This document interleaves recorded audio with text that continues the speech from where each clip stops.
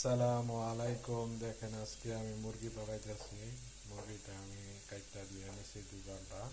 তো মুরগিটা আজকে ফ্রাই করব। আর মুরগির পানি দিয়ে আমি চাউলটা পাক করব। এখানে দেখেন আমি মুরগিটা পাক করার জন্য পেঁয়াজটা পাকাই নিচ্ছি, এখানে হলুদটা দিয়ে নিচ্ছি ও রসুন দিচ্ছি। তো মুরগিটা আমি দিয়ে নিতেছি এভাবে।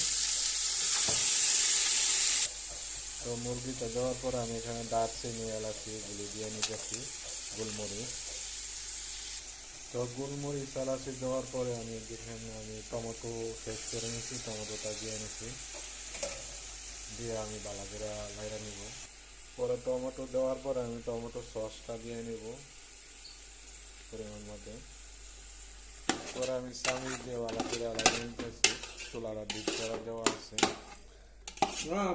তো মুরগিটা আমার কষানি হয়ে গেছে, একটা লেবু দিয়ে নিতেছি, এটা হলো পুরা লেবু, কাগজি লেবু। পরে আমি পানিটা দিয়ে নিয়েছি পরিমাণ মতো, পানিটা দিয়ে নিছি দেখেন। পরে আমি ডাকনি দিয়ে এটা ডাইকা নিতেছি। তো মুরগিটা আমার বয়স হয়ে গেছে, আমি অনেক লবণটা দিয়ে নিতেছি, সামান্য একটু লবণ দিয়ে নিতেছি।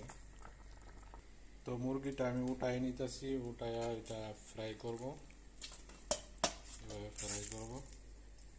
তো মুরগিটা আমি ফ্রাই করার জন্য এখানে তেল দিয়ে নিতেছি বেশি করে। মুরগি বয়েলের পানিটা দিয়ে আমি চাউল পাক করব, সেজন্য আমি চাউলটা ডাইলা নিলাম।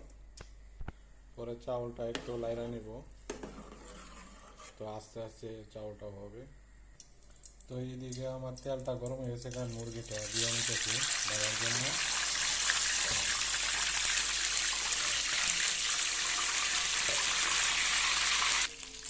তো মুরগিটা আমি উল্টি করে নেব, উল্টাই দিব। দেখেন, দেখেন মুরগিটা উল্টাই দিচ্ছি, এভাবে হবে ফ্রাই। তো মুরগিটা আমার ফ্রাই হয়ে গেছে, আমি উল্টাই নিতেছি এখানে। দেখেন, পরে এদিকে আমার মুরগিটা ফ্রাই হয়ে গেছে, আমার আস্তে আস্তে চাউলটা হইতেছে। আমি অ্যালুমিনিয়াম দিয়ে ডাইকা নেব। অ্যালুমিনিয়াম দিয়ে আমি ডাইকা নিচ্ছি, যেমন হাওয়াটা বাইরে চলে না আসায়। তো অ্যালুমিনিয়ামটা দিলে চাউলটা তাড়াতাড়ি হয়ে যায়, সেই জন্য দেওয়া হয়।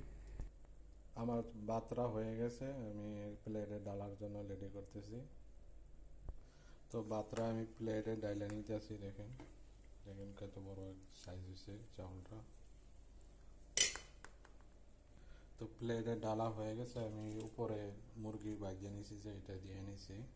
তো আপনাদের খানাটা হয়ে গেছে। খানাটা যদি আপনাদের দেখে ভালো লাগে, লাইক কমেন্ট শেয়ার করবেন, আমার পেজের সাথে থাকবেন।